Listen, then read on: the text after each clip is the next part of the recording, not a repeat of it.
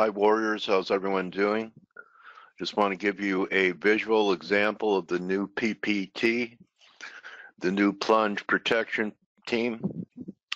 Used to be, people suspected it was the Fed in there intervening directly in the S&Ps in the market.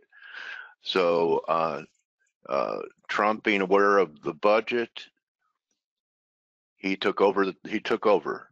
Okay, so he doesn't have to go in and buy 10,000 S&Ps at the market. All he has to do is tweet. The new plunge protection team is our President of the United States. So we'll see how long it lasts. Again, S&Ps, the picture for me does not change unless we close back over 2740. We'll see if this could generate it. Perhaps it's just some type of ABC, but we'll see. 2740, kind of the line in the sand. I'm not saying we can't trade over it. Still think this market is vulnerable, and this will be a great test. Also, what's interesting is even though risk is recovering, the 10-year yield is lower. You know, looks like it's headed back down here. Bonds are lower. Some of the risk on came into the yen. It spiked up here. You know, the yen might even be a good sale here if the plunge protection team things don't work out. Took some of the juice out of the dollar, but not that much. So, you know, I'm torn right here. Are we going to get another new high, or is this going to be a failing rally off this break? When I look at my daily, I'd like to see one more push up to give that classic, you know the number. So off the gun, and the only other thing, and it's now taking out the 78.6 level. It's back above it, crude. So perhaps it is going to try and find its way to new highs, but boy, I'm tempted here. I just think I have to give it a little more time to distribute. Maybe it's just going to blow through to a new high, and then I'll just deal with it then. But keep an eye on this. If we start to close back under 78.6 in the crude, because even if we don't get one of these, I think we're certainly due for a pullback. 69 should be doable. So that's my view coming in. Have Jamie Satley today. So I tweeted to Jamie, I said, I'm going to ask Jamie to give us what he sees as a great wave that we could come out through the tube clean. That's for all you surfer guys out there that have been in a tube and have come out the other side. Used to call it pipeline. Everyone doing okay? Well, I don't know why, but I agree with you. It is. You know, I keep trying to short it. It's almost like you have to take the 30 to 50 every time you get it. Good, Bob. Glad. Keep in mind, guys, that today's Wednesday. So I think you have to get it done by the 2nd. Yeah, July 2nd. If you're a fence sitter. I'll ask the guys. Blake, maybe you know. Can people pay through NetTeller now? What's that, Dale? I missed what you were saying. It's okay. Someone's asking. I'm talking about, you know, locking in rates, and one of our face members is saying any updates on payment through NetTeller. I don't even know what that is. Yeah. Okay. So that's. So, I'll ask. So obviously, Steve. I'm going to say no, not anytime in the near future, because I have no idea what it is. Yeah. But then again, I just figured out what Facebook is about 6 months ago, so I might not be the right person to ask. So the president is the new PPT. It's better than the Fed, Blake, because, you know, the Fed, if it was real and not just a conspiracy, deep state type of thing, they had to come in and intervene with money, buying contracts, right? All he has to do is tweet. The new world order. Yeah. I mean, a tweet. So now I guess the news was no sanctions on China. Well, he decides against the harshest measures. That doesn't mean it's not going to be harsh. And from what I understand from the guys in my office at Gelos Capital were, saying that this news has been out since last night. It just, the rehashing of the news is just the market had been short risk all night and, lifted. Yeah, sorry. It's okay. Lifted risk appetite and, and the dollar yen blasted higher. And, I think it was just rehashing of old news. But you got all the North American traders. Like, I wasn't paying attention last night and I didn't hear the story. So when the story broke, markets started to move. It's funny, risk came back, but the yields are still lower. Yields are lower. It's interesting. We were talking about just like one of the things that Steve noticed yesterday. I reiterated it today in the chat room. Is the dollar yen is holding up really well despite yields falling. Stocks were weak, and yields were yields have been dropping, and the dollar yen had been holding up really well. And we were trading at 109.85. This headline came out via Bloomberg, which I did tweet as soon as it came out. It pushed the dollar yen back up to the 200-day moving average here at 110.20. So just trying to it wears people out and then it goes. I know, because I've been attempting it too. And then you finally get to the psychological state and you go, oh, the heck with it, sideways. And you turn your head and it's 108.80. Yeah, I mean, and this is really typical summer trading, and it's challenging. I put together some thoughts for FX Street yesterday about they were looking to get some ideas as far as biggest mistakes that people have made during the summer months and during summer trading, and I had to mention a few things which we often talk about here. But these are the markets that if you're not positioned for the move and it happens, it's really hard to chase. And I, like, for example, as soon as that headline came out, I bought the pound at 131.74. I sold it just moments ago. Well, about 8 minutes ago, I sold it at 131.90. If it was a normal session, I say normal session, a normal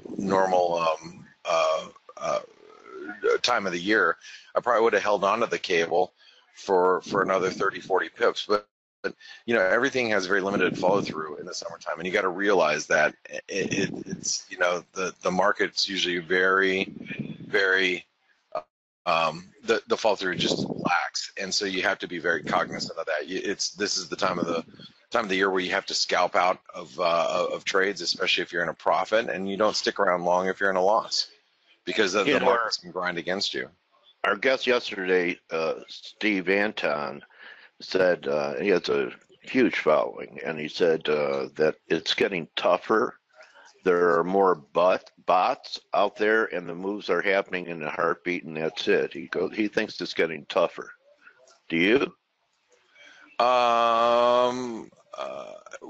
Do I feel that it's gonna? Hold on, really quick. I was going to. I mean, it's always been tough. Yeah, it's always been tough. I mean, I don't get it. Well, I guess there used to be days news traders could, just sit there, wait for the news, go with it, and make a fortune. I don't remember it ever being easy. No, and markets are never easy. I think some people assume that it's gotten harder, but the fact of the matter is usually as you're you first start trading. Let's just talk like your first 5 years of trading. You do a lot of Well, sometimes a lot of traders get lucky, and the reason why they get lucky is they have lack of information that they're trading on. Maybe they're more, sometimes they're focused on the basics, which is really what it all boils down to. So that first few years, you might have that learning curve, but then you start to get your stride. You're following, basic technical analysis. You're following some of the basic macro trends. You start to get, I could say lucky, but you start to be fairly proficient in your skills. And then you have 1,000 inputs coming in, and you start trying to factor all those 1,000 inputs that you have coming in, and things get more challenging, and you wonder why it gets more challenging. And it gets more challenging because you're convoluting your decision making process in the markets, and then automatically you turn around and say, well, now it's tough. And really, is it? I don't think the markets have changed at all. And people like to point their finger on why they're not making money. It's the market's so difficult because there's, I think there are more bots or algorithms in the markets. They tend to provide a little bit more liquidity. But yeah, we're not afraid. I don't fear them. No, me neither, man. I have them work for me and take out stops and all that stuff.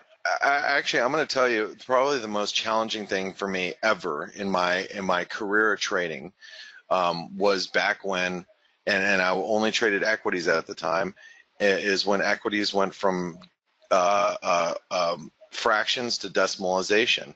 Okay. And that was the most challenging period in the markets for me, because scalping the markets was much different, and looking to make, when I'd make a half a point on a stock, which would be, basically a half, 2/4, or, right, 4/8 on a stock. Now I had everything got cut up into decimals, and it was a lot more difficult to, instead of making a half point on a scalp.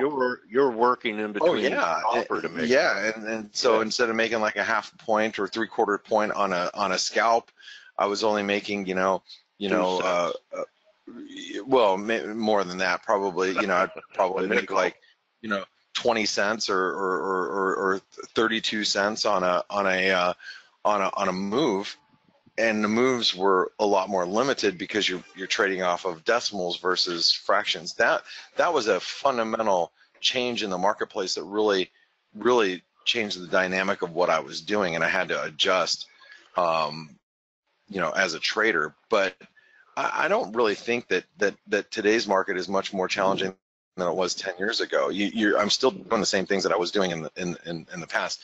What I think is challenging for most people, again, is you have so much information out there, and you're trying to take in so much different information while making your decisions. If you just simplify your process, it might be a little easier. Does that make sense?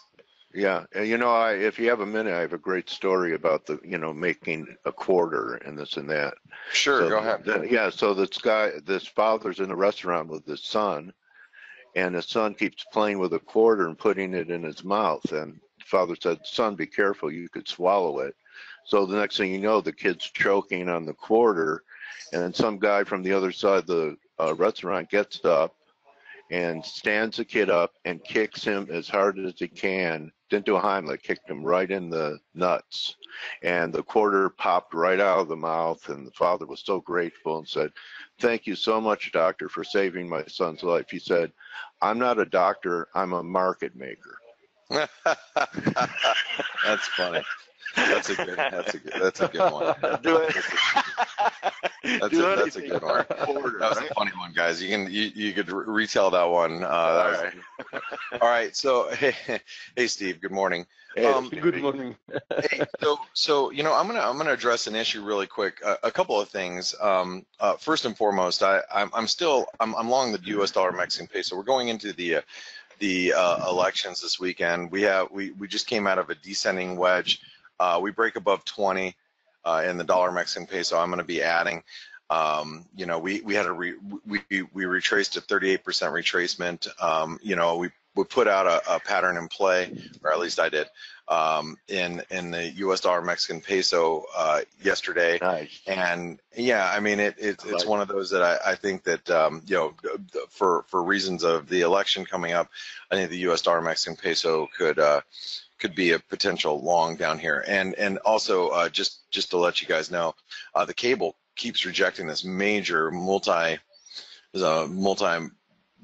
downtrend line, and it's back under pressure again today. I am looking to buy it a little cheaper. I'd like to pick it up at 131.50. Might get my opportunity here in the next, you know, hour or two, but I think the cable still looks pretty weak. But I ultimately want to be long, looking for a move eventually above this trend line.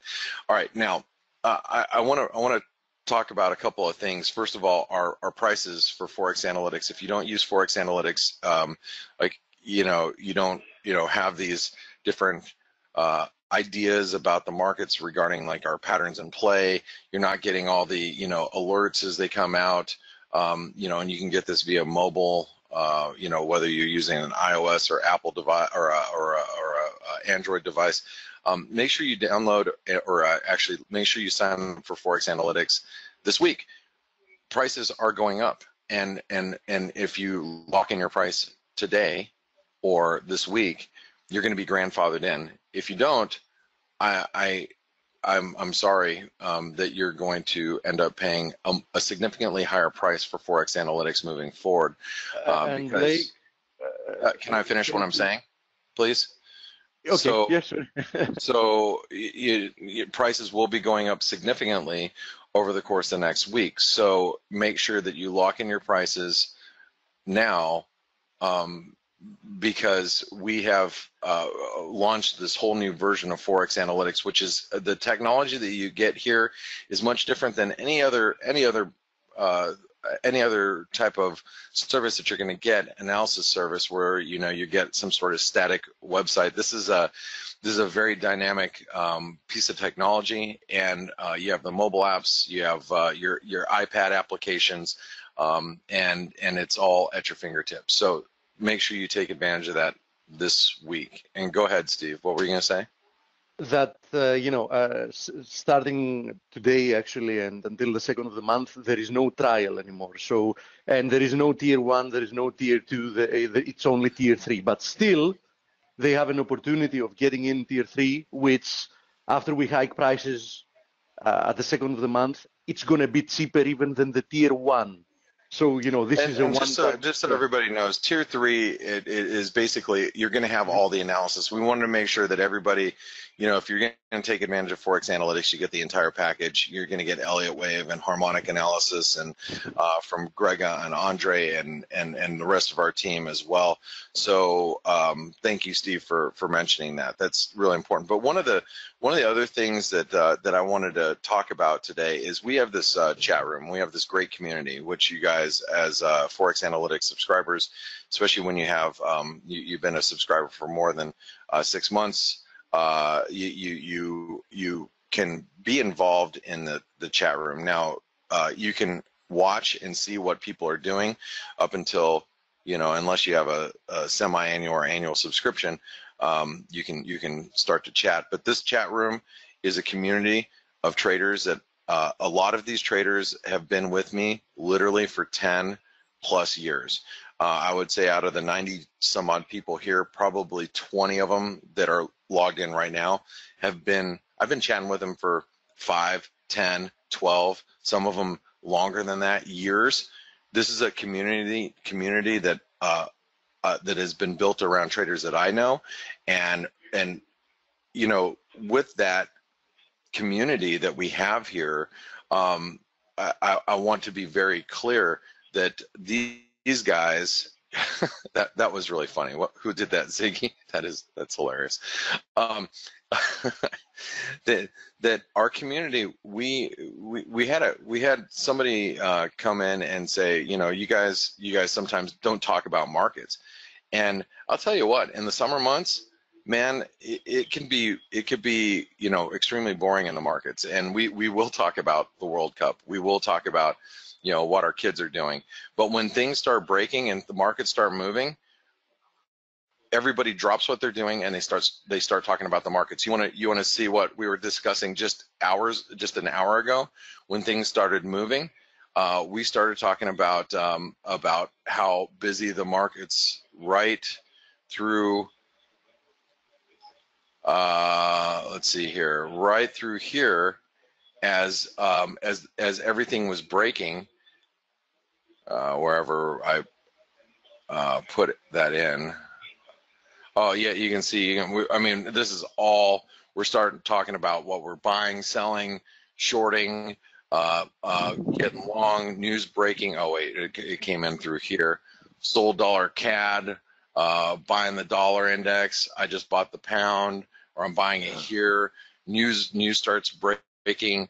You know, we drop what we're doing and chatting about stuff that doesn't really matter when the markets start to move. And right here you can see Trump decides against harshest measures on China investment. Actually, I broke it here before I tweeted it.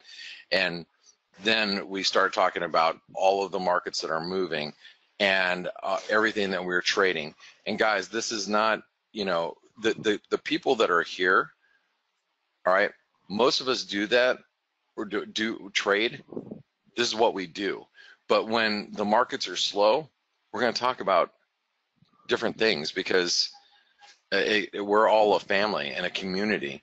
So if you're part of ForexAnalytix, you're part of this community. Be part of it and enjoy the fact that we are actually all friends, and some of us actually view each other as family members, because I spend more time chatting with these people than I do my own kids. So so we do talk about other things other than markets, but when the markets start moving, everybody drops what they're doing and start trading. So that's a fact. And like so there's no shortage of actionable ideas anywhere in our program. In Face every day there are. I mean, you know, yes, Sunday night it started with your you know, look at the week ahead. It was a buy in euro. You nailed the resistance. If someone was inclined to short it at 1720, there's calls in Face. There's, you know, patterns in play. There's updates about, you know, break. You know, there's no shortage of things to do. Right. Go ahead. And that's exactly it, Dale. It's having access to all this information that's super important as a trader, and also being part of a community, because we all, like, look, I trade from home. My actual social outlets are my kids' sporting events. That's it, and the chat room, and you guys. That's it.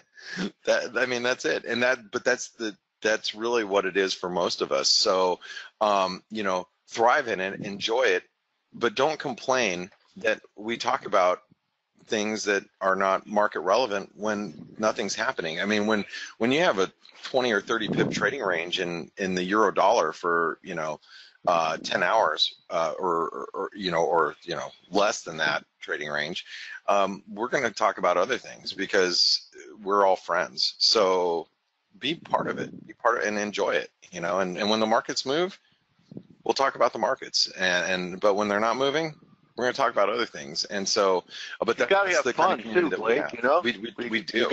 Yeah, absolutely. You have to have fun. People Absolutely. take it too seriously. I post pictures of my trips in there, like, you know, being my kids. I don't put that stuff on Twitter. I don't put that stuff on, you know, social media. I don't even put it on. Well, I don't use Facebook, but I don't. You know, I don't.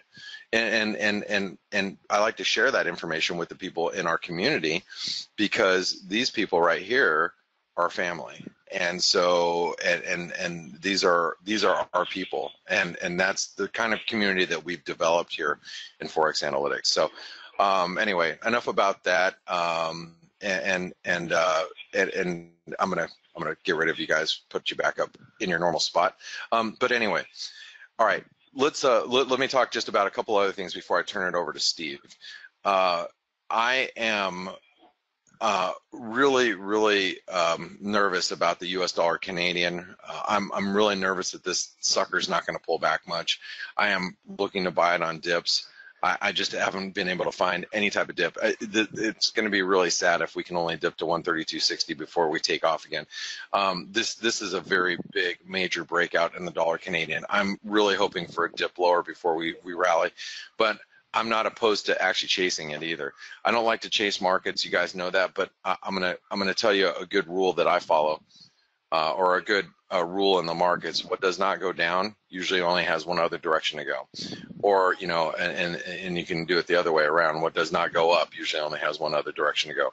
We ripped higher in this dollar Canadian out of this weekly pattern, this triangle pattern, this one right here, and I'll tell you that that the longer we just sit here, the more prone we are to a continuation of this move. And I mean, we've broken out on every occasion at this point. So, you know, now it's like if I can get some sort of dip like that, I'm looking for it.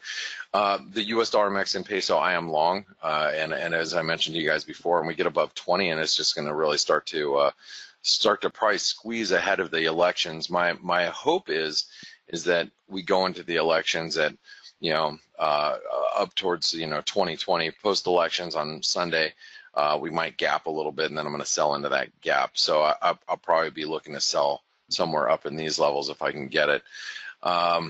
You know, as far as the dollar goes, we don't follow the Swedish krona on ForexAnalytix. We don't follow it, but we do follow it in our chat rooms. And Chi was mentioning it earlier today about the U.S. dollar Swedish krona is extremely strong, and it is. And I want to point out that this currency pair, if the dollar does continue to rally and we see the euro back at 115, this U.S. dollar Swedish krona is extremely strong. And we could very, very, very well break above this 9 level, and we break above the 9 exchange rate, we could start challenging or going up to challenge new highs. And this is one of those currency pairs that, you know, I do follow from time to time, and I trade it from time to time. And but when it's outperforming, like against other dollar pairs, and if the dollar really starts to take off, then you know, the U.S. dollar Swedish krona could really be a candidate for a long. And I told you I am trying to buy the pound down here, but I also am not. I'm not ignorant to the fact that we're just hugging this downtrend line, and as long as this thing doesn't break, the risk is still lower. And I know there's a lot of people trying to buy the pound thing, and it's cheap down here, but is it? You know, can't the pound be trading at 125, especially if the dollar really takes off? I don't think Brexit is you know, going smoothly, if you ask me. So there's a lot to. You know, there's a lot of potential for dollar strength, and you know, the dollar index is, you know, our pullbacks have been very minor. We pulled back literally a 38% retracement. This pullback has been fairly shallow at like 50%. The risk is if we start plowing above this 95, 95.50, I mean, we could be trading back up at 98 pretty quick in the dollar index, which is going to put a lot of upside pressure on the dollar across the board. I look at the dollar yen. The dollar yen does not want to sell off. Yields fall, dollar yen stays up. Stocks fall, dollar yen stays up. What happens if bonds continue to sell off? Bonds sell off, yields go up, dollar yen's going to be trading at 112, 115.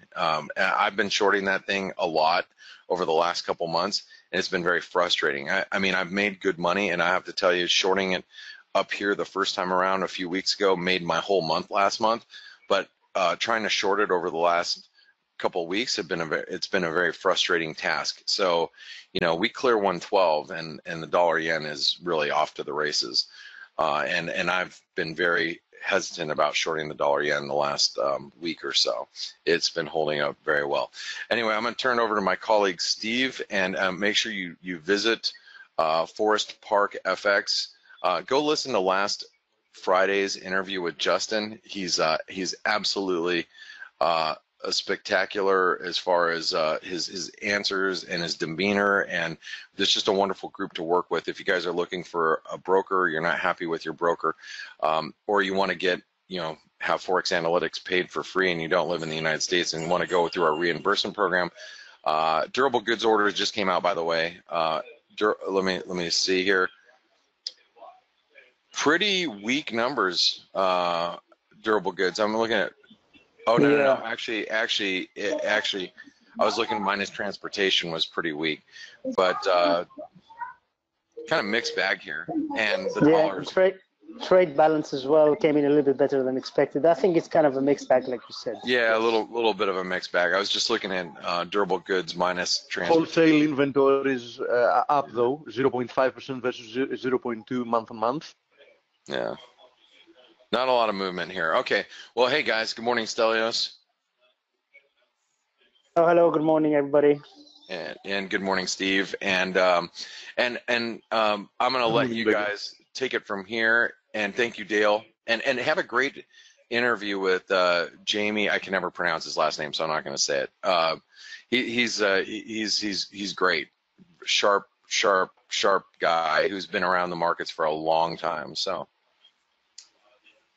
Yeah, I also like Jamie very much, and he uses multiple types of methodologies. He was using for years Elliott wave, but he's using pitchforks. And he has a very good understanding of the markets. It's definitely going to be a great interview. So I suggest that people stick around for that. Okay, so let's have a look at a few things, because obviously we got news earlier on.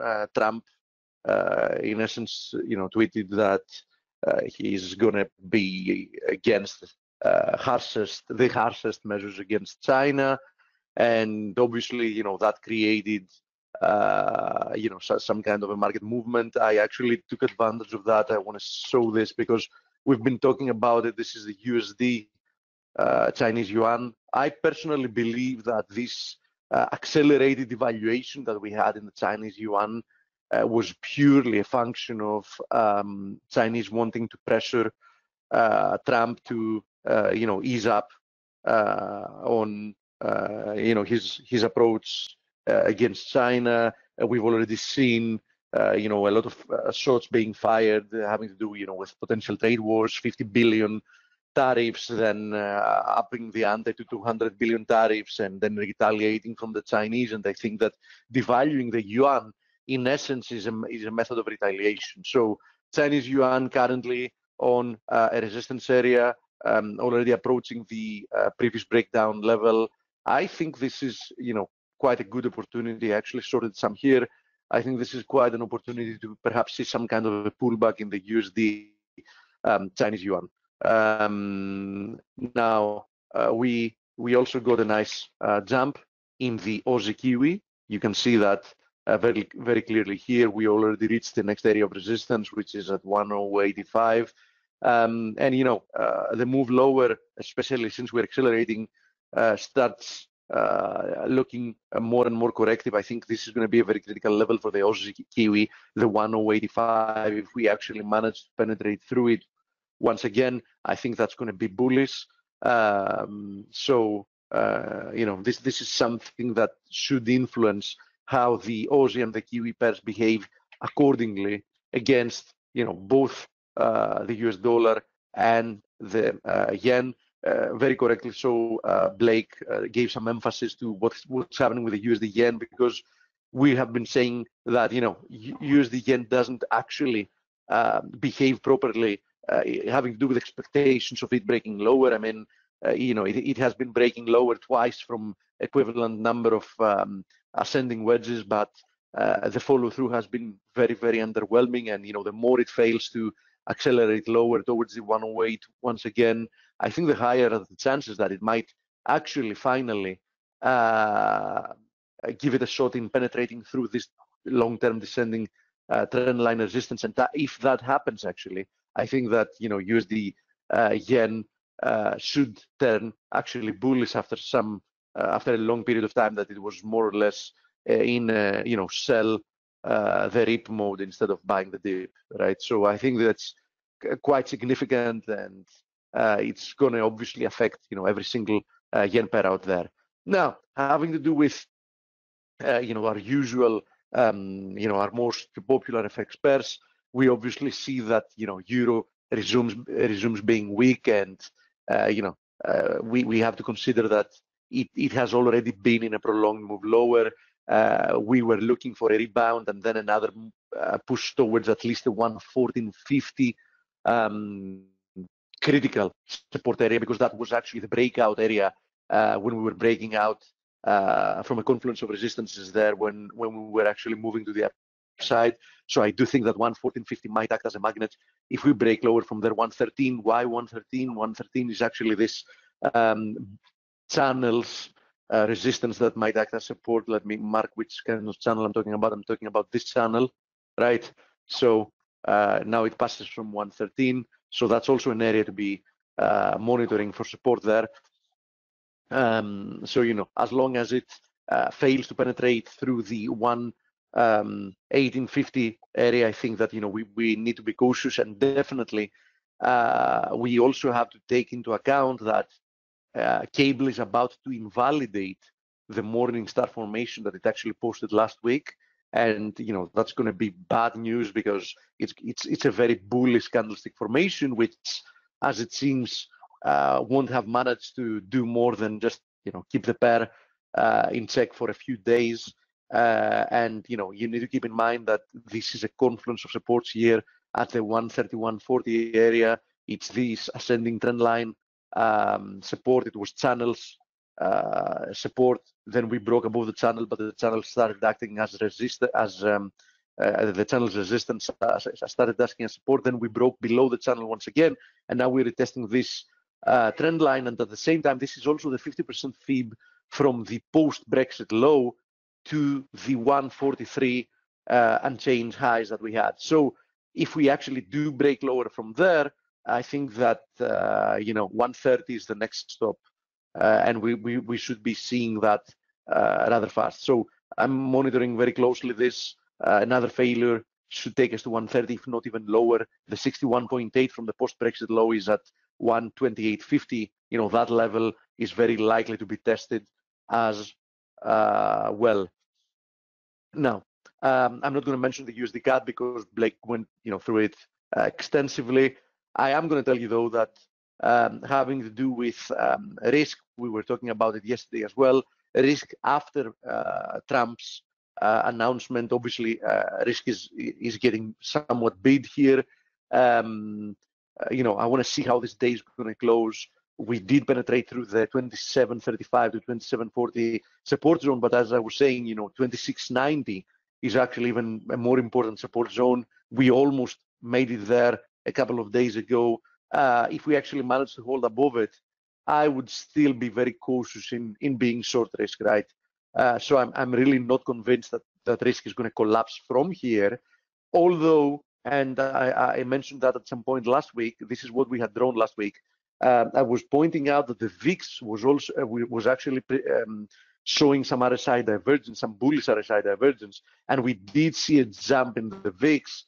And now I'm not really sure if that's done, but regardless, as you see, what I had drawn here is that perhaps there is a temporary jump, you know, before pulling back once again. So I do think that you know, making assumptions of if this move lower is already done or not is a little bit premature.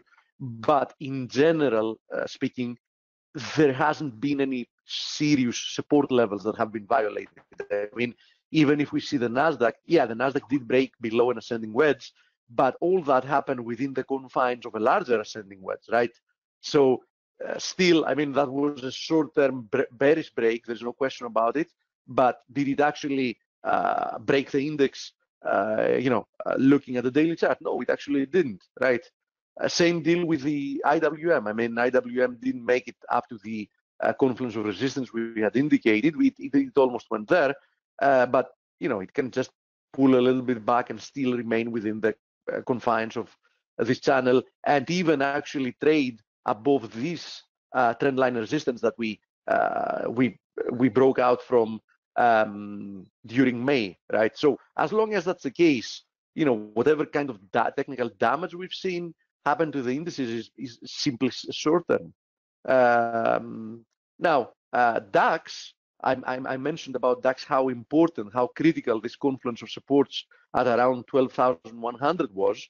So far today, we came down to that area. We actually tested it, and we completely reversed course, right? Right, and as far as I'm concerned, as we're speaking now, this candlestick is already an outside white candle. So it's already a very nice bullish reversal candle. Of course, it's too early in the day, so we need confirmation. We need to see how the day closes. But so far, this is a very, very nice reversal candle.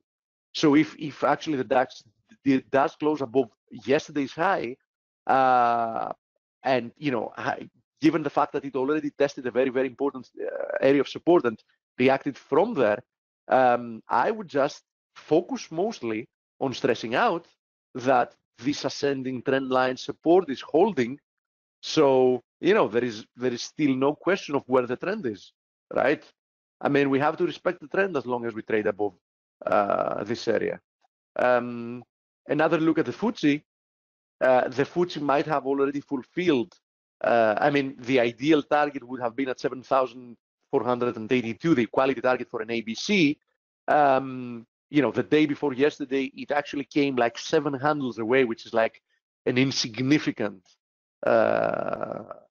percentage, 0.0 something. I mean, from the ideal target, and it's attempting to rebound, and now it's attempting to break back above a support resistance area. So I would be a little bit careful here with being short risk. I mean, if you were short risk, I would be definitely booking some.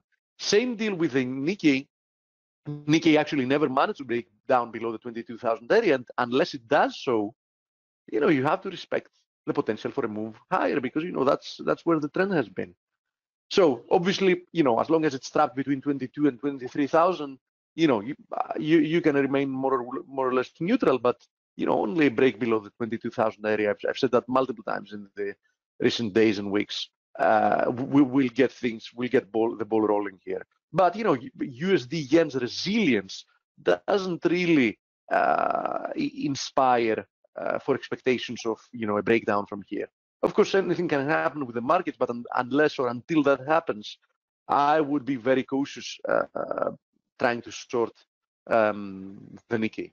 Okay, so I think we'll get. One more thing which is important, and then I'm going to go through questions. Crude. I was mentioning yesterday that the kind of the way that crude reacted. I also actually said it, Monday, first thing in the webinar, that this kind of a candlestick that we got from crude, and especially given the fact that crude found support at a perfect confluence of supports, made me extremely skeptical about the potential of having more downside. It's still not impossible, but I'm extremely skeptical. The way it has reacted from here is bullish. Now, I wouldn't rule out the possibility that this will end up being some kind of a consolidation here near the highs, perhaps a triangle or whatever. But, needless to say that the more it remains well bid, and, considering the strong move higher that began at, the very first months of 2016, you really need to respect the potential for more upside, right? I mean, crude definitely remains bullish. Just to give you an idea, I have been personally keeping the bull bear line on the ForexAnalytix platform for crude at $55. As long as we remain above $55, I believe that crude is bullish, and you can see how far away it is. Actually, especially if we break above the highs, I'm going to move this bull bear line down to 63.70 because I think that's going to be like the important pivot from that point on, having to do with defining the trend. But I think that crude looks good for more upside. New highs likely. The most bearish scenario I see at the moment, given the recent move, is just some consolidation. So if we get rejected from somewhere here, perhaps we can go back at, let's say, 66, rebound from there, and spend a little bit more time, in essence, consolidating near the highs. That's also, a likely scenario. But still, even if that manifests, that's also going to be a bullish scenario, but just a bullish scenario that will postpone for some time the break to new highs. Yes, Steve, can I add something? Yes, can I add something? Sorry, I was just going to say, I think people know my macro bias for oil is bullish, and I'm thinking about what scenarios might make oil drop substantially, and they're really just two scenarios. One, there's a global crisis or some kind of global recession, like 2008, which could happen. Okay, it's not unlikely. It will happen. The question is when, because yes. There is no business cycle that indefinitely has a growth period. Yeah. Yes. But it might be many months ago, far away, or even years. Yeah. Yeah, exactly. And the other scenario is if supply somehow starts increasing a lot. Now, how does supply increase? OPEC countries, they've accepted to increase a little bit. The market just, was more or less priced in, so it didn't do anything. In fact, it's going higher. So the other way to increase supply is for shale oil producers to become, to start ramping up production. How do they do that? If oil prices go up, because they become more profitable, right? They can make more investments. So I think, barring a big catastrophe, a big global crisis again, I don't see what is going to drive prices lower. On the other hand, you can have black swan events, anything, like we had in Kuwait years ago or whatever, and then you can have big trouble going to the upside. Something else to consider here is the following, and many people haven't considered this. Especially since we got the dollar strengthening against the euro, people don't realize that crude has actually been pushing through new highs almost constantly against the euro. So crude denominated in euros is actually almost didn't stop pushing to new highs, and even against the US dollar, denominated in dollars in essence, despite seeing a decent rebound in the dollar. I mean, we went from roughly 88 to 95 in the DXY, and we are once again knocking the door of new highs, right? So crude is showing strength irrespective of what the dollar is doing. And given the fact that I know that both your macro thesis and my macro thesis is that eventually, sooner rather than later, the dollar will keep getting devalued. That's also going to be another factor that should help crude, stay elevated, right? Yeah. And like our friend Simon in the chat room said earlier today, he said, I'm old enough to remember when dollar went up, crude went down, and clearly this is not happening now. So it's not. Yeah, it's not happening at the moment. So obviously the small increase we saw in the agreement of OPEC to increase effectively, they're calculating that the effective increase is going to end up being 600,000 to 700,000 barrels per day. The market was obviously expecting more, and that's not going to cut it. I mean, as it seems, crude remains strong, and that's something that we can't dismiss. I mean, the chart is very clearly bullish. What can we do? It is what it is, right? Now, having to do with metals are still remaining, actually, a few minutes ago, half an hour ago, whatever it was, I started buying a little bit of gold, a little bit of silver, a quarter of a position, because, gold is approaching this descending trend lines. I know that of course, it's a dangerous proposition. I mean, it's definitely counter trend. There is no question about it. That's why I started, very small. And the reason I'm also buying silver, because it's once again testing this confluence of supports. Obviously, if silver especially breaks below here and closes on a daily basis below here, I'm definitely going to abandon. I'm going to take a small loss. I think it's a nice reward to risk ratio counter trend attempt. But I'm just viewing it as a counter trend attempt here, and that's why I'm not willing to risk but very little. Platinum is also attempting to break lower, although it's early in the day. So, we've seen already at least 4 or 5 attempts to break below here, and they have all failed. And despite seeing a very, very nice rebound yesterday from palladium, which actually helped it, hold this long-term trend line support, it's pushing lower once again. Definitely, if we do see a break below this trend line, that's going to be a very, very, very signal. Regardless, as I said, although metals do look very likely that they are going to end up breaking to the downside, the reward to risk ratio to attempt, with a very tight risk being long here seems appealing to me. So I'm just giving it a shot. Now, on the other hand, copper is also getting very close to the 294 area. I've said many times how important this area has been as support. Definitely a break below here is not going to be good news for copper, especially given the fact that we got a false breakout first. So the combination of those two, an important support being taken out, and at the same time that happening after a false attempt to break higher and extend as it has been doing since the beginning of 2016. So, that was a head fake that, okay, I consolidated.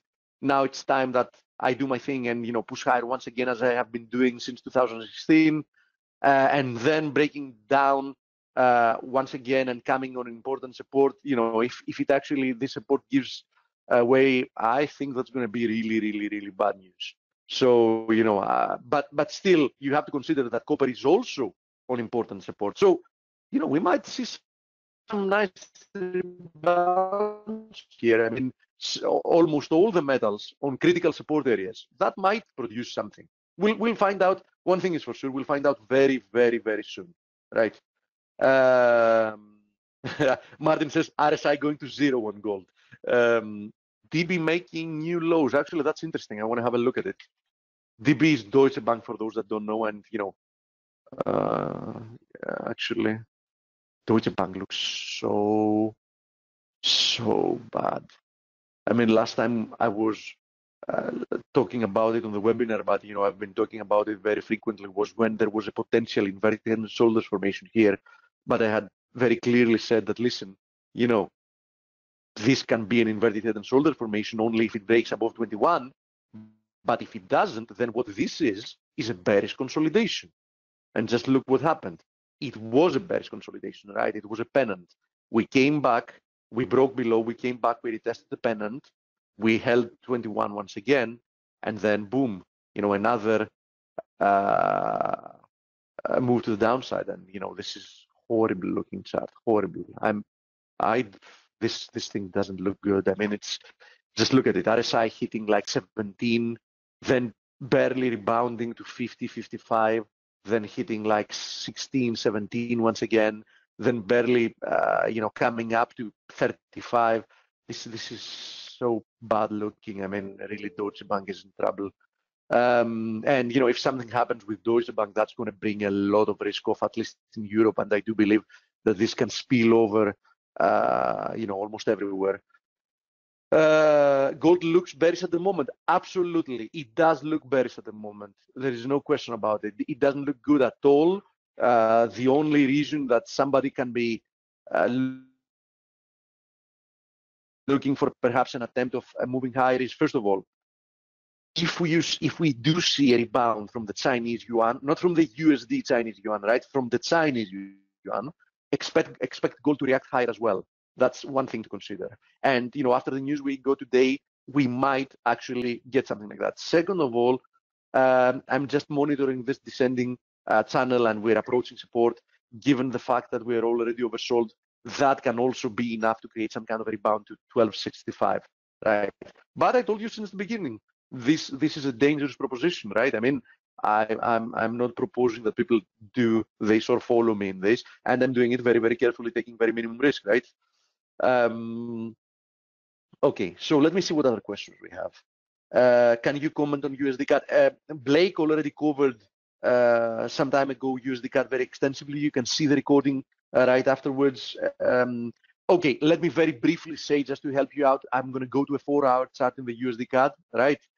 The fact that USD CAD isn't pulling back and it's just forming like a triangle near the highs, it's very bullish, right?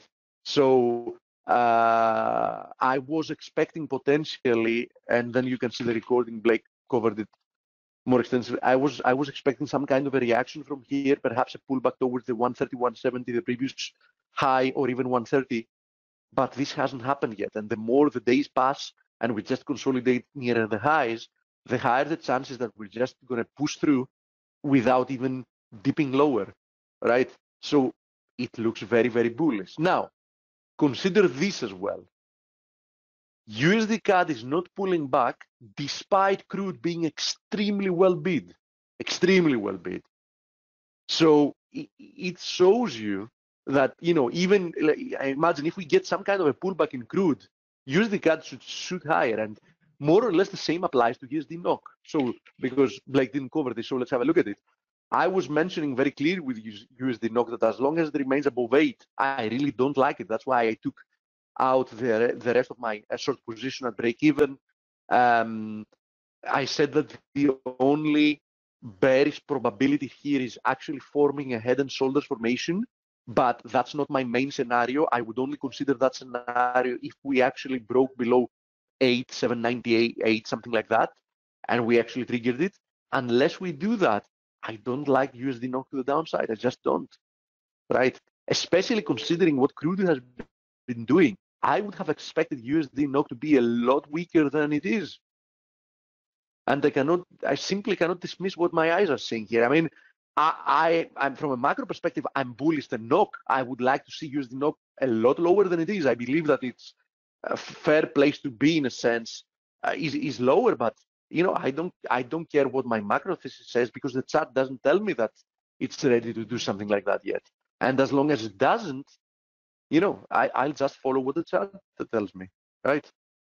Now, let's go through a couple of more pairs here, and specifically, whoop, I didn't mean to do that. Let's go have a look at the Euro-Aussie. Once again, Euro-Aussie getting rejected from the same area, right? And today, so far, it's posting an outside shooting star. So, you know, be very careful if you're long. I do believe that the likelihood for another leg lower is decently high. We keep getting rejected from the 61.8, also previous lows here in this chart. My gut feeling tells me that, you know, this wants to roll over and, you know, push lower at least once again from here. So I would be very, very careful. So I wanted to show that before and I forgot. That's why I'm showing it to you now. Crude, it is in an expanded flat correction 335 structure. It can be, yes. Wave C of B is near completion. That suggests we might have 5-wave decline potential, giving a double top. It can be, but so far I cannot dismiss the fact that as long as that 63.50, 64 area is holding, we have the definition of an uptrend. Higher lows and higher highs all the way, right? So I cannot dismiss that. So unless I see some, you know, something else, I have to respect the potential for more upside. Stanley, you have to give me a ticker for that, for what you're asking, mate, because I haven't had a look at the chart. If you give me a ticker, I would gladly have a look at it for you. Or I'm going to have a look at it because, you know, Jamie has to start his interview in 2 minutes, so I'm going to have a look at it later today and I can show it to you tomorrow. Just give me a ticker, please. There's a question. I'm currently tier 1. If I update later, am I still grandfather? No. You have to upgrade to tier 3 until the 2nd of July, and then yes, you will maintain the current tier 3 price, which is, you know, the old price, right? But if you try to upgrade starting the 2nd of July and later on, the tier 3 you will find on the system to upgrade to is already going to have the new prices, right?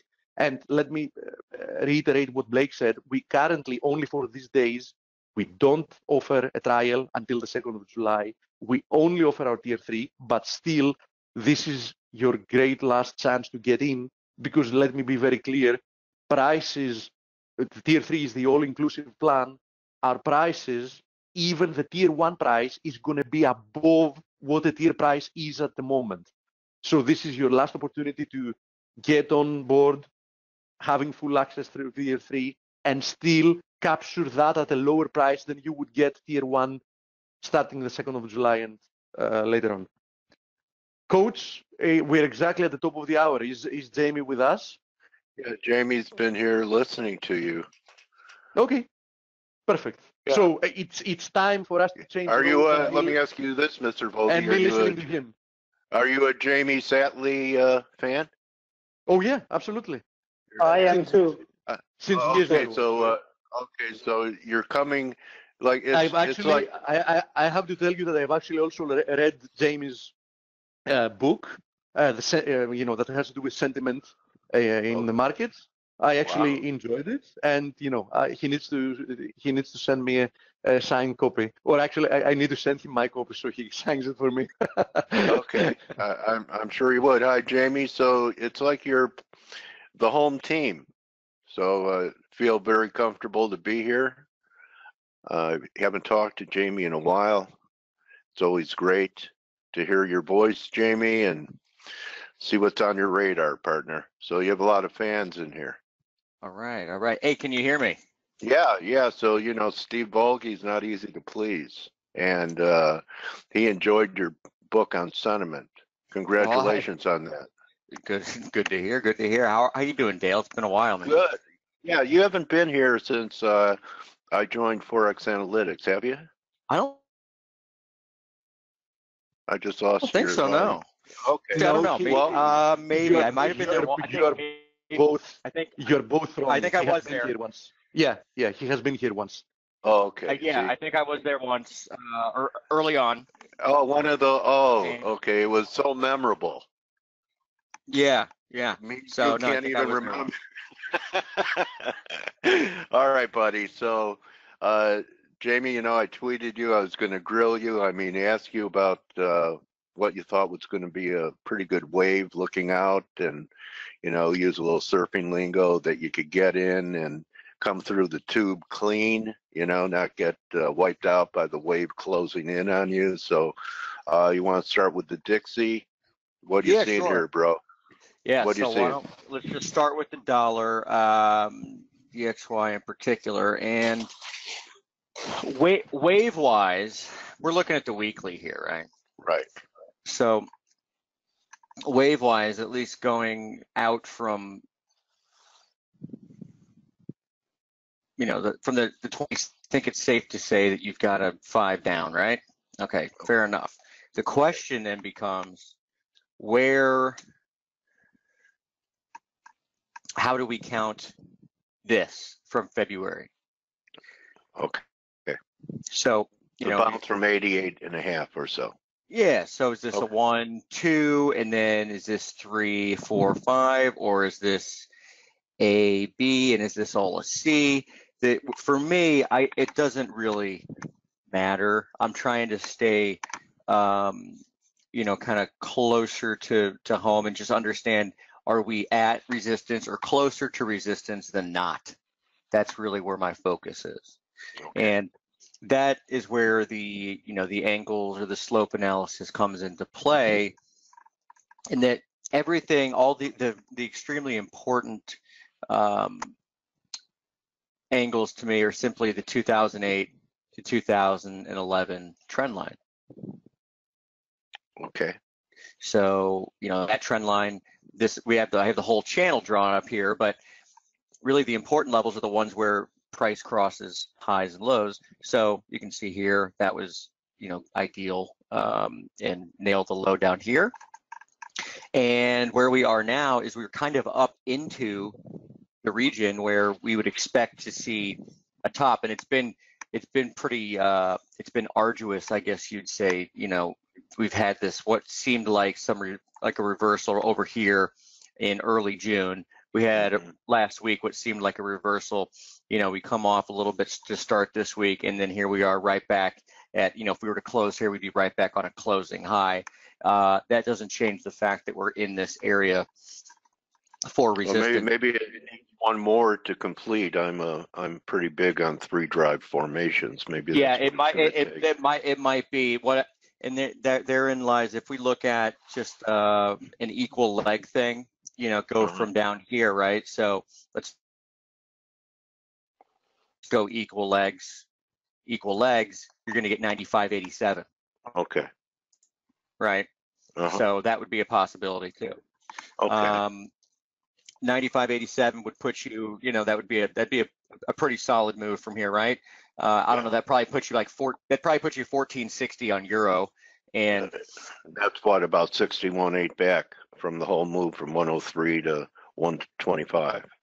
Yeah, and I'm not, you know, let's go to the euro here. I'm not so sure that we're going to get that move. I mean, who's sure about anything, right? If you think you know what's going to happen. Right? I'm sure that everything can happen. Right, exactly. The only person you're fooling is yourself, right? If you think you know what's going to happen. But let's go. So here's euro. Let's go to.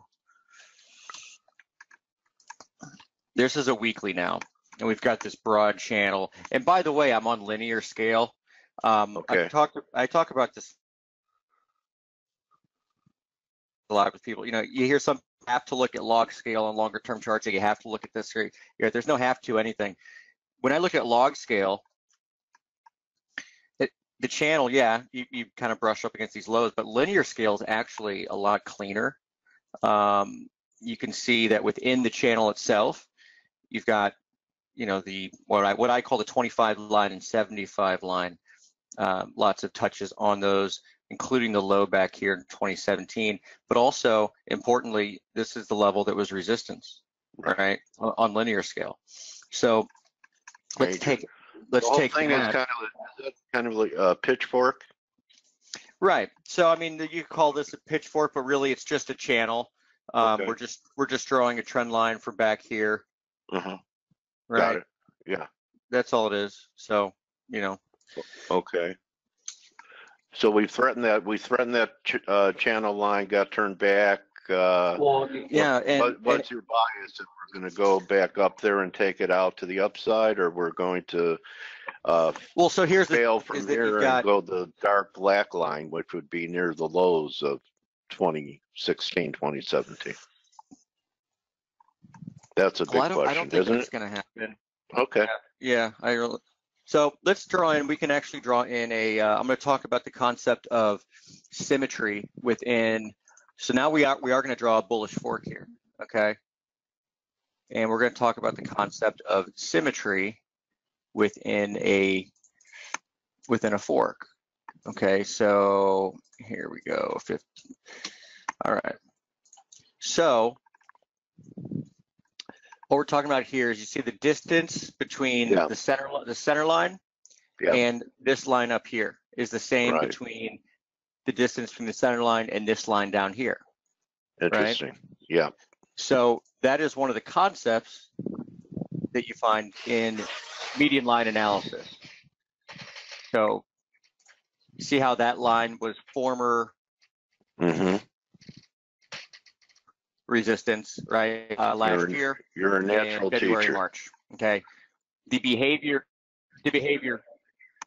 around there is important because once you broke through it, you really broke through it, and it, you know, that really was what got the whole bull market, you know, in euro going. Well, look at where we bottomed last week. Okay, right on that line. That's important to me, not just because this was former resistance and resistance became support, but also because of the concept of symmetry, where the tops back this year, right, in January and February, were more or less on that line. Yes, you spiked through it, okay, and that was also the top back here in May of 2016. So there's a natural angle, so to speak, at play right here in euro, and you know, about the deepest that I would, you know, my working, I guess, call it bias or whatever you want at this point in time is I want to be a buyer in euro. I want to see a little bit of, you know, want to see some constructive action, which as I'm talking to you, we might have just made a low. I don't, you know, we just dropped to 1594 and you get the 618 of this little run up here is 1590. So for all I know, that might be it. I don't know. It feels so damn wrong to try to buy euro down here, so maybe it's the right thing to do. I don't know. But yeah, so this to me is very important. That's all I'm getting at. All right. I know, you know, Jamie, that you also really like the bond market. You brought it up last time we were together. It seems like every time we talk, you bring it up. And, you know, we had that huge short squeeze with, you know, large spec positions in the bonds that we got that big rally, I don't know, about a month or so ago. And recently we pulled back. it still looks like we could shake out some more bears to me. I'm wondering what your thoughts are in the bonds, and and the reason I say it is, if there's one universally embraced market thesis, it's that bonds are in a bear market. Is everyone right? No, yeah, absolutely. They are. Yeah, I Everyone's mean, right. is everyone right? Right. Yeah. Yeah. No, so here's my thought. Here's my thought on that. I'm gonna go. Let's start with two things here. Let's start with just looking at the really long-term trend line structure, what have you. Okay, and then we're going to look at a comparison with kind of history. Okay, in the bonds, and you'll know what I'm saying when I get to it here in a second. So first of all, what happened? I like to say, what do we know? What happened? Well, we know that we dropped in May and took out 2014 November low, right? Right here. Okay. We had a bounce, a little squeeze here, right? In the grand scheme of things, you're right. It's not that big of a squeeze, though. So I think Not yet. Yeah. the natural, right, I think the natural place for this to go is up about 151, in particular, this red parallel, if you will. It's not as precise as some of the other things, but you can see when we've bounced off of or near these longer term trend lines down here, or angles, initially, the first place you stop is this line here, right? Here you go, right here in 2007, right? Coming off a big low, coming off lows, kind of where do you go into, right? Consolidate up around this line here. Even back here in 2011, that's where we went to before we pulled back, and then the market resumed higher, right? On the way, here's, more recent history, 2014, 2000, yeah, that's throughout 2014. So it could just be an ABC back to your red line channel. Yeah, and this then is a resumption of the trend. It could be, but I think actually, so this is where we're going to go and look at something a little crazy.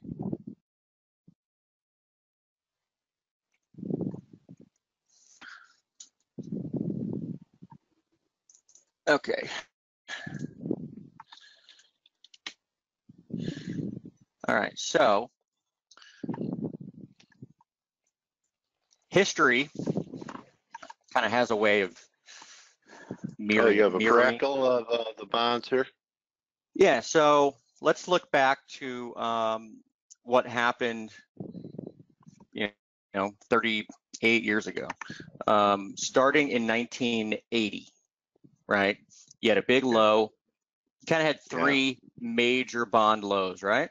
Yeah, that was Volcker tightening. Rates were 20%, 15 or on the long bond, I think, down there.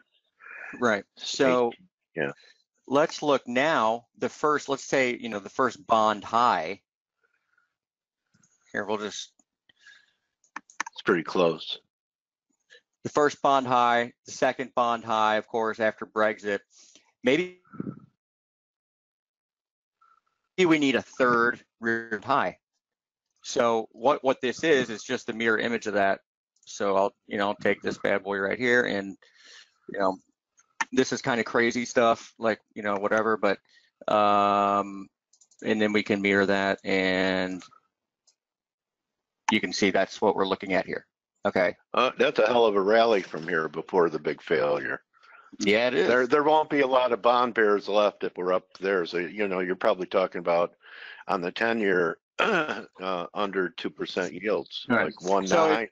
So if we zoom into this, right, we're at the exact point where the time from the 1980 bond low would equal when the big decline started in bonds into the final low. And if you reverse that idea, where the big bond rally could start before you go into the final high, right? This is just a something that's a possibility in my mind. You think that would include you're not trying to predict the future here. All right, well, give me a Nostra stat lead. Something something to think about. All right, what do you think would be the catalyst for that? Risk off in the indexes? I don't know. Frankly, I don't know. I guess that's probably the obvious answer, right? Yeah, right. But I mean, what if we've had the bond market and the stock market rally together, that's happened really throughout history. I mean, what if that happens again? Yeah. Good point. I mean, what if like the whole inflationary story that's been going on kind of like goes away for a while, and we go back into this period, we go back into the risk parity world, which everyone has kind of said is totally screwed and over with. So okay, and maybe if that happens and they're all good, maybe the dollar is good too, and it's just a flow into dollar denominated assets that keep them both running in bull mode. What do you think? Maybe. People avoid emerging markets, regions that have a hard time with a strong dollar, which is most, and not us yet. Anyway, just a thought I had. Any other markets piquing your interest in here lately? Yeah, so why don't we look at, I think let's look at crude. It's obviously been a big thing to look at here. So let's start with a near-term chart, or this is a daily chart. So a couple things. We've got, okay, so this is a log scale, by the way. Okay. But we are looking back at a trend line from 2008, right? Mm-hmm. 2013, 2014. Okay. The symmetry thing again we were talking about. Symmetry between, this would be the center line of this entire channel, right? And take it all the way down to this level. That's where your low was in 2016. Okay. Take it, the equidistant from here hits these levels, and that is actually where we topped back in May, right? Right. Yeah. It's a really important level. We had a nice pullback. I was thinking we'd get actually a little deeper, right? I was looking for us to head a little closer to this trend line down here, which I have drawn from the January low, not the February low. That to me is you were thinking we were going to get sub 60 for a buying opportunity. That's correct. That's correct. Okay. And what would make that be off the table? Even if we made a new high, Jamie, can't we get in a regular? That could have been A down, a regular B at new highs, and then sell off. Yeah, it could be. I mean, I know nothing about Elliott, but I'm actually looking at. Right. We're right. It could be. There's a lot of right. So this could be.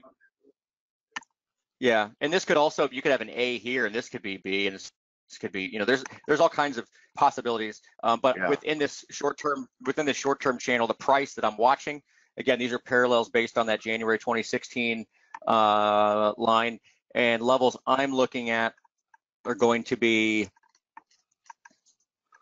can see where we came off of. Again, talk about symmetry. I'm looking right here. So that's going to be a shade over 72. Okay. That's also where you closed. There's also the close, the day of the high. It was the close of that day. So that to me is an important thing to watch out for. You can see the longer term line coming in here. So with crude, all I'm going to say is that I've got this 72, call it 72.10, 72.20 kind of marked as a very important spot. Okay. So any hope for near-term resistance? Any hope for precious metal bulls? I know Volge started nibbling at gold today, and they've been disappointed forever. I mean, I thought it's looked lousy. The shares normally lead, and the miners have been weak. What are you thinking here? Well, some have been weak. The metals. Some have been strong though too. It hasn't been silver. So like here's PMs. Right. So this is Gold Resources. This stock has been up pretty good. Oh, okay. Hold on. We've had some miners have actually been very strong. So like here's a miner that's been ripping. You know, it's been all over the place, right? You've had, I guess, GDX has been not great. Yeah, that's interesting. Most of them look more like GDX, but that must be some kind of special situation. It looks good. It's holding up during this whole gold decline, going up with gold going down. There's always places where, gold for me is basically, I guess, the last hope for anything is probably just going to be draw a line off these lows. Yeah. And 1235. Maybe take out the low from December of last year. And you've got, by the way, your 200-week average down there, which is in blue. And I also look at a 3-year average, 156-week average, and that's going to be down there too. You can see that we crossed that a couple times here over the last year. In fact, last July. So, to me, that's if we close under that, you'd be looking for it to go that lower line, which looks like 1100 or something like that. At that point, yeah. I mean, at that point, you're talking maybe 1110, maybe even a Yeah. Then you could go that median line. Yeah, 9 under 1,000. Huh. Okay. Well, Jamie, now would be a good time because I give you a full-throated endorsement, and when guys are pros like Volgi and Stelios, Contos, are fans of yours and reading books, I give a full-throated endorsement to your work as well. I've known you for years, so now would be a good time to show your website and talk a little bit about your service so that people that just got a little, sneak peek at your thought process in the markets would know how to continue to follow you or subscribe, etc. Sure. So the commercial part, man. Oh yeah, I'm so bad at that part too. What can I say? Oh yeah, you're pretty good. All right. So here we go. 10,000. So here we got the hold on. Is it so? If you go to the website, our website, so sbtradedesk.com. I do the long-term chart updates, which are actually pretty infrequent because, again, they're long-term chart updates. And then we've got swing updates that are written every day. And these will have, so like here's yesterday's, okay? Had some charts on DXY, Euro. We were talking before, this is like a 4-hour chart. So he said support looking at 15, that 90 level, which I think we just got to just about. And we were getting a little tiny bounce, but you got to start somewhere. Dollar yen. Here's a dollar yen chart, 4-hour chart, looking at 1050.60 as a spot potentially. So it's really just the kind of analysis that you just saw, right? Right. Median line analysis. What's IDO search? IDO search. Oh, so that is a. Oh wait, it's not open yet. It doesn't open until the market opens, or we can't get data until the market. What it is it's an algorithmic. You guys coded something? Like algorithmic, like analog. It's an analog thing, like where it matches up current price action with historical price action, based on an algorithm. It's pretty cool. Very, very cool, actually. But there's a whole video on that too. If you guys want to watch it, anyone can go to this. It's free. There's a whole platform walkthrough on this stuff on IDO search. And you have some live sessions. How often do you do that? Yeah. So we do live sessions. So like for example, this week I'll be doing a live session with our members at 11 Eastern. So in like an hour and a half. And then Mike Boutros does 3 a week. He's doing one right now, actually, with members. So that will be Tuesday, Wednesday, and Thursday. He does like what we call the scalping webinars. So it's really short-term stuff, where my stuff's going to be more kind of, I guess we call a swing, right? Or can turn into something longer than that. Okay, you're a swing trader. What do you think of this, Jamie? because you know the big problem for most traders is they end up being right the market, wrong the trade, because they don't let their trades breathe. I lost. How about? Okay, yeah, I lost you you for a know, a second. lot of people, their problem is they're right the market, wrong the trade. They don't let their trades breathe. What do you think of this? If you can't be wrong for a day, how can you be right for a week? Yeah, absolutely. Okay. And yeah, I agree 100%. And you know, it's nothing wrong with being wrong. I mean, you're going to be wrong more than you're going to be right. It's just right. It's protecting what you got, allowing yourself to be right. Right. So that when you are right, you can cash in. So nothing wrong with being wrong, but like there is something wrong with just sitting in a bad trade, right? Yeah, done it. You know. Okay. Yeah. Well, I mean, so have I. And if you know anyone says they haven't, then they're lying. But yeah. Yeah. Well, it was great talking to you, man. Thank you so much for those views on bonds and the dollar and gold. I appreciate it. And you know, I think this is you're gravitating more towards a little different kind of analysis. You know, median line stuff. I don't think we were doing that prior. So you're like a lot of us, Jamie. The learning never stops, does it? That's right. The learning never stops, and you know, you kind of do what's working and less what's not working. And I still, you know, with me and Elliot, I still, you know, use Elliot in my analysis, but it's like I don't want to be forcing an opinion on the market, you know. So the wave analysis really keeps me from, or the median line analysis keeps me from doing that, right? It's like, are we hitting supports? Are we breaking through supports? Are we hitting resistance, breaking through? Rather than just trying to conjure up a narrative to say, well, this is a whatever wave, therefore it's going to do this, right? It's like if it sticks out and it's just so damn obvious, 5 up, 5 down, 3 up, 3 down, whatever, then it's there and use it. But it's interesting. So you've you had. I don't like the idea of forcing an opinion.